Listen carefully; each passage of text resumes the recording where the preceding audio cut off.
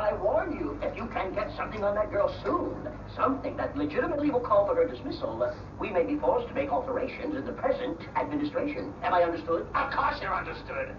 Yes, we had to postpone the concerts we had planned for here in last year's tour, and we're just sort of doing them now, making up for that.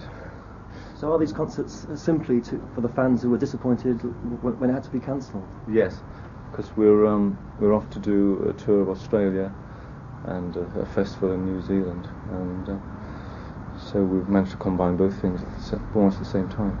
Yes, when you were taken ill, it was a part of a massive tour. Yeah, it was one of the longest we'd ever done.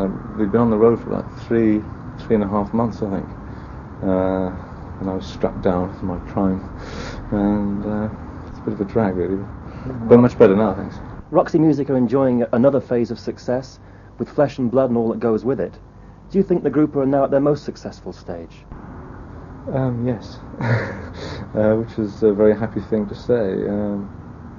We were very pleasantly surprised by the reception of the album that it's had over here, and yeah, it's the biggest success we've ever had. Yeah. So in a way a vindication of your decision to get back together again? Yeah, I mean, it's the last 2 years, 2 or 3 years that we've been doing the Roxy albums again. It felt very good, and we've enjoyed doing it. And the audiences seem to have liked it too. Which is your most satisfying, working with Roxy Music or your solo career? The songs that I write myself, I think. So usually they're done in the framework of Roxy, at least they have been. And so it's usually the songs that you write yourself that you get most involved in.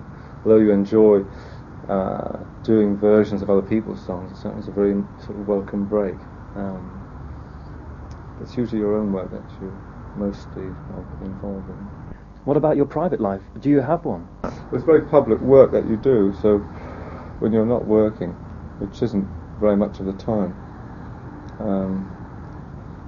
I don't know, I tend to be very private. I mean, most of the time you are working in this business because touring takes, say, 3 or 4 months of the year. You're in the studio for maybe, 4 to 6 months sometimes on an album. So all the rest of the time you're trying to do, to write things and so on. So whenever I can, I just try and escape to the country, countryside. So how do you cope with the fact that half the women in Britain are madly in love with you? Has everybody got an answer to that one? I don't know. It's a nice idea. I mean, where are they now? Can you see yourself settling down one day, marrying perhaps?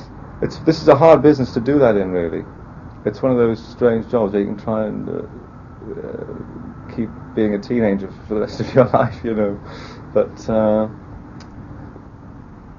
I could see that happening one day, but it's not an easy life to share with somebody, quite frankly.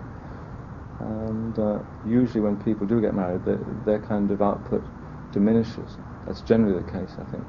And I'm so kind of into my work that it would be hard to give it up.